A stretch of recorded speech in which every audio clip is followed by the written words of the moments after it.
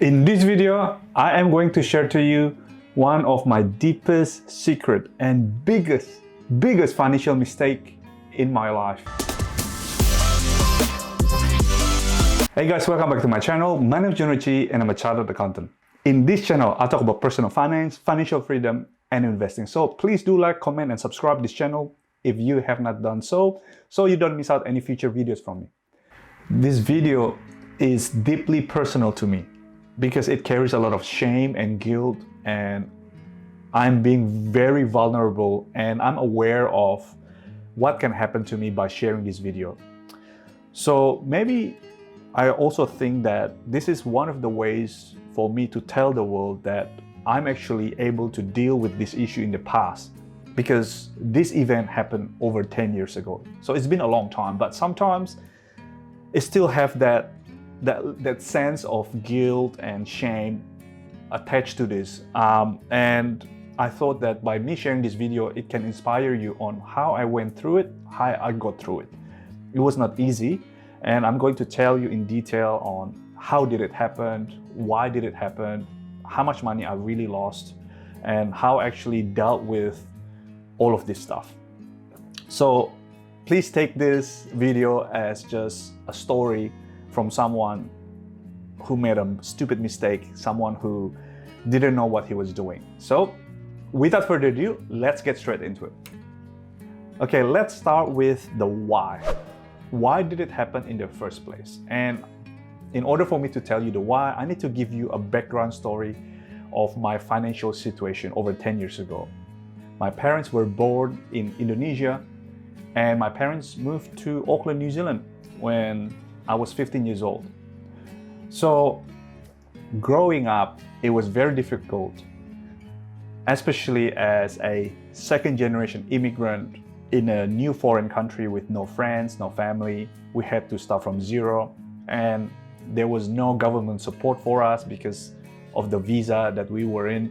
So it was very difficult, and money is always the only thing that we talk about at dinner table. We constantly think about how can we make more money, how can we pay rent, and I was living paycheck to paycheck. I was doing my best. I graduated from university with my Bachelor of Commerce, and I started working in the office full-time, but then I still had to work part-time after my full-time job in my parents' business, because that's all they could do, because they couldn't speak English really well, and the only skill they had was just making food. So my dad opened up a takeaway shop. So that's where I spent majority of my youth, working in the shop while studying full-time. So it goes on year after year. Then my parents were able to buy a place for themselves, for us, and I had to contribute to the mortgage payments. And I remember I used to make about 40,000 a year, 45,000 gross income per year. It was not a lot of money. I was living paycheck to paycheck with no savings because everything I had to go to the mortgage. So I thought to myself, I had to think of a way on how can I earn more money. And I came across day trading, or CFD trading, contracts for difference. So I opened up an account. After I signed up on the IG account, I started to learn day trading, support resistance, follow the trend, and all that jazz. Pretty much just the basic of trading. When to cut loss and how to be disciplined, when to take profit, when you go buy, when you go short, long, and here and there. So I started trading CFD on Australian index. That was what I was trading on ASX 200, and I started making money. Okay, and because whatever I bought went up all the time. And then I remember I was making like $5,000 a month, and then I did that for 2 months. So everything was going so well, and I thought to myself, how come this day trading is so easy? Okay, so then I started to open up bigger position. I started to make more money until one day, the RBA, the Reserve Bank of Australia, increased the interest rate. And that's when my investment started to go south. The index didn't go up as much. So my trading started to go south. And I started panicking because I didn't cut loss on time. I thought I'm just gonna wait. And then it kept on dropping and dropping and dropping. And I started losing money. You know, I started open up a buy position, a sell position. I started to do hedging and all this strategy. And it was all over the place. To cut the story short, I started to lose money. Okay. And then I started to lose all my gain. I started to lose $5,000, $10,000. And then I put more money in. I actually took cash out from my Visa. I put another 10 grand in. And I just started losing money. And I started panicking. And during that time, there was a business partner of mine. And to actually conceal the identity, let's just call him Bill. I started telling Billy about my problem. And then, look, I don't know, what should I do? Should I close up all my position and all this stuff? And then Billy said that, look, I'm gonna help you out. I'm going to lend you some money. Okay, actually, Billy got the money from his mom. His mom actually gave him some of the money, I don't know, like 100,000, 200,000, I can't remember. And he started helping me. So I thought, okay, let's just do this trading together. And then I borrowed some money from Billy. I think I borrowed about $20,000, $30,000. Okay, and bear in mind, this was when I was earning $45,000 a year. And I actually didn't understand about the risk. I didn't have the knowledge. I didn't have the mental strength to deal with this. And I realized that trading is all about mental strength. It's not just about strategy, because when everything went south, that's when you know, or that's how you can actually deal with it. And it comes with experience. So I started to borrow money from Bill. And then guess what? I lost it all. And then by this time, it was about $50,000. Okay, so 50,000 was round about the New Zealand dollar amount. Okay, $50,000. It was a lot of money. And then I told Bill, look, Bill, I'm so sorry what happened, and I'm going to stop now. Like, I gave up. I don't want to do this anymore. Okay, so that's it. No more from me. Okay, I'm going to work hard. I'm going to pay you back as soon as possible from my salary. And Bill said, nah, I'm not taking that. I want my money back. Okay, why don't I help you? Bill said that to me, and I said, sure, you know, are you sure you want to do this? And I thought to myself, yeah, I want to recover all the money. So Bill started pouring more money in, another $8,000, another $10,000. And what happened was I started taking on more risk. I started making bigger positions. Not because I want to win big and I want to make myself rich, but I just wanted to earn more money so that I can pay back all the losses that I've done. And this is where everything went wrong. Instead of I started making more money, I started losing more money. By this time, I actually understand the mentality of gamblers. When gamblers lose a lot of money, I understand that a lot of times they actually wanted to make more money so that they can pay back their debts. And I was just really stupid. How did I get into this situation? I just couldn't believe what I did.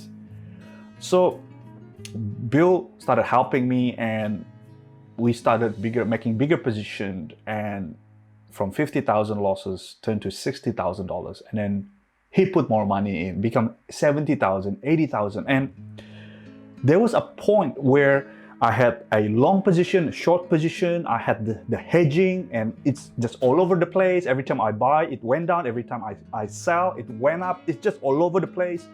So, a very big position, and I had the floating loss because it's a CFD. It's using leverage. Again, that's why leverage is very, very dangerous, guys. Very dangerous. Do not trade on leverage to lower your risk. Okay, that's what I went through. And I remember at one point, I had to close a $50,000 position. I had to cut my losses. $50,000, guys. It was more than my yearly salary. It's just crazy. And we started to wake up at night. We started to monitor the position at 4 a.m. in the morning, because with CFD, the trading happens 24/7 for 5 days a week. And we started losing more and more money, and I just so stressed. And I remember it was around December time, early December.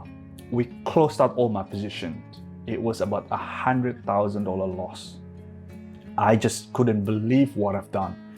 And then we got really, really stressed out. And the worst thing about it was Bill didn't tell his mom until we lost 100,000 Australian dollars. That was the worst thing. And not only that, 2 weeks after we closed all the positions, the market went up because of what we call Santa Claus rally. That was the first time I actually heard that. And if we would have just held on to our position, only 2 weeks, if we just held on to our position, we probably wouldn't lose 100,000. We're probably gonna lose maybe about 80,000, still $20,000 more. And I was like, oh my gosh, like, how did this happen to me? What have I done? And I went to a depression mode. After we sold everything, we closed all the position, and I was telling myself, maybe this is it. For the first time in my life, I had suicidal thoughts. Maybe I should just kill myself. And I understand totally about depression and all that from this experience. And I just didn't know what to do. At one point on that early December, after I closed all my positions, I actually knelt down and I prayed to the man upstairs. It doesn't matter what you believe in, whether you believe in universe or God. So I prayed to God and said, maybe I should just end my life here, because I was so shameful, very shameful to my parents, very shameful to myself, to Bill's mom. There are not many friends that I told them what really happened, but luckily I had a lot of support around me at the time, and I told my mom and dad. One of the things that really carries a lot of guilt until today was I told my mom and dad, look, I can't afford to help you on paying the mortgage anymore. Sooner or later, we need to stop paying, and there's no other way other than we have to sell the house. My mom was crying at the time. It was just very shameful to me, and told her to sell the house that she really loves, because she always wanted to buy a brick and tile house. And I told my dad that we had to sell because I couldn't pay off the mortgage anymore. And we reluctantly sell the house. And by selling the house, because we still had a lot of mortgage to it, so by selling the house, I only got like $10,000 back, and I gave it to Bill. And that house today, it's worth about $900,000. And then when I actually saw what really happened, I was like, oh my gosh, just because of $10,000. I mean, $10,000 is a lot for a lot of people, but at the time, $10,000 is not a lot of money. It wasn't like a $50,000. And because of $10,000 that I got, we sold the house. And until today, we didn't get to, or we were not able to buy that house anymore until today. And honestly, until today, this is the thing that still stings.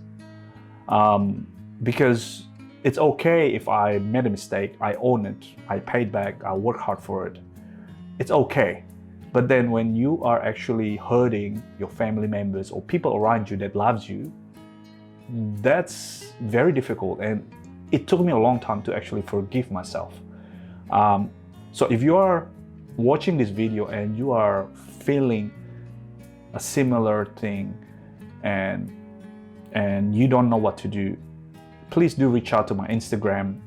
I would love to help you. I would love to talk to you. And because this is very sensitive, And there are not too many people have gone through what I've gone through. So there are not too many people understand what it feels losing a lot of money from day trading or from investing, or you get scammed, or because you thought to myself, how could I have done this? Like, how come you are so stupid? That's what I felt. All right, guys, I'm going to show you my trading statement.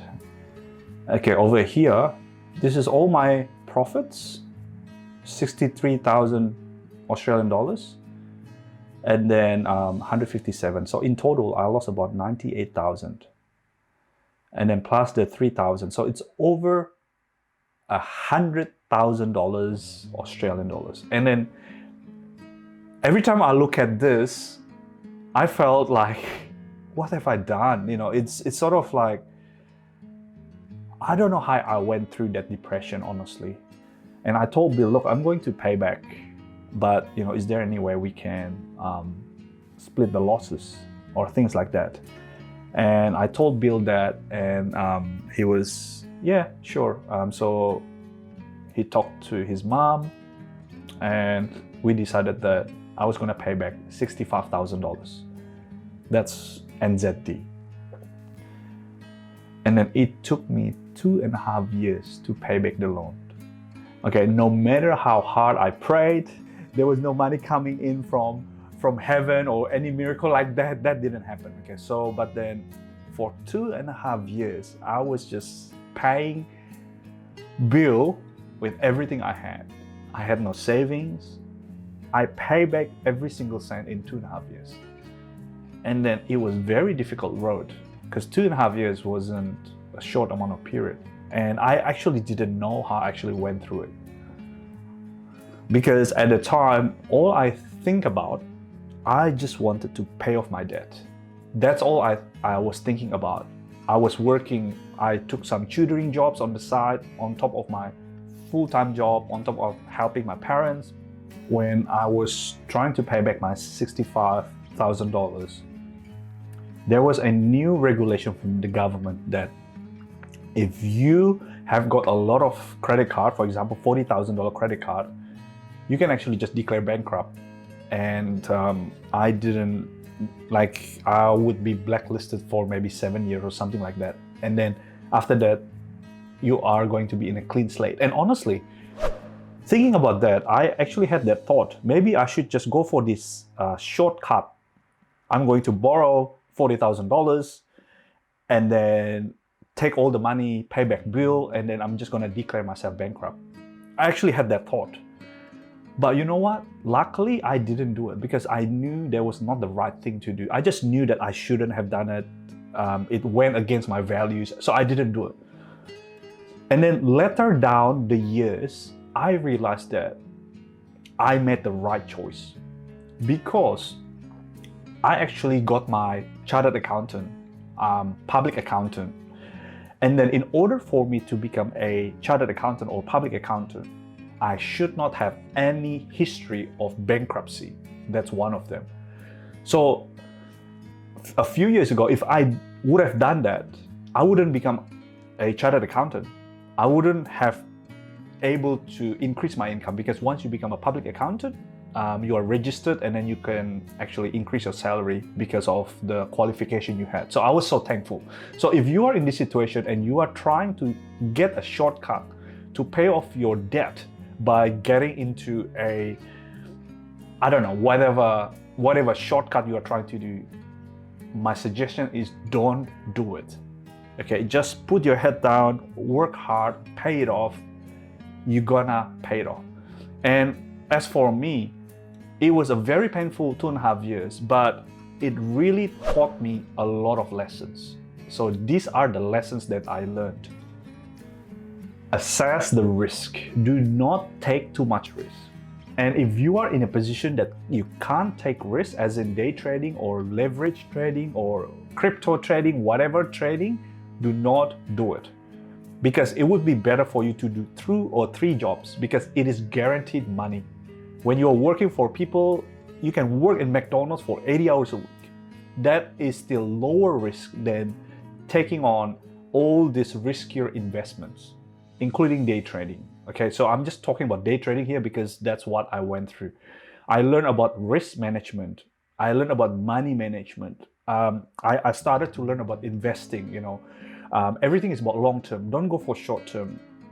Go for long term. Don't think about 1 year return or 2 years return. Think about 10 years, a decade.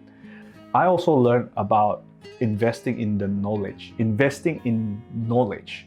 In whatever investment you are going through, invest it. For me, I should have invested more on maybe mentorship for day trading, but I didn't do it. At the time, there was not too many products or not too many online courses about day trading and all that stuff. That was not available. It's available today, but not back then. So investing in your knowledge is the best investment you could have ever done. Another lesson I learned was because of that depression period that I went through, I'm not easily shaken with anything that happens in my life, because today at least we could live comfortably, we could save some money from our investment, from our jobs. That actually put me on another level, the mental strength. Because honestly, investing is like mindset. You probably know the step by step. Okay, I need to buy a house, for example, or I need to buy an investment long term. And then when you don't have that experience or mental capacity, it's very difficult. Like, you can tell anyone any opportunity on investment, for example, like a good deal on property or shares. Quite obvious, it's very cheap now. But then they're like, oh, what if it keeps on dropping? It doesn't really matter. So it's all about mindset. And I learned a lot about mindset. And since then on, I educate myself, I keep on investing on myself, and I became a better investor. So yeah, those are the lessons that I learned and my painful experience. I hope this video can help you. If you are in this situation again, please do reach out to me in my Instagram. Do not go through this alone. Tell your parents, your closest friends, if you are in this situation. Honestly, they will forgive you. They will forgive everything that you've done because they love you for who you are, not for what you've done or you haven't done. If I could go through it, if I could have done it, paying off in 2.5 years, so can you. So, thank you very much for listening to me until the end, and I will see you guys in the next video.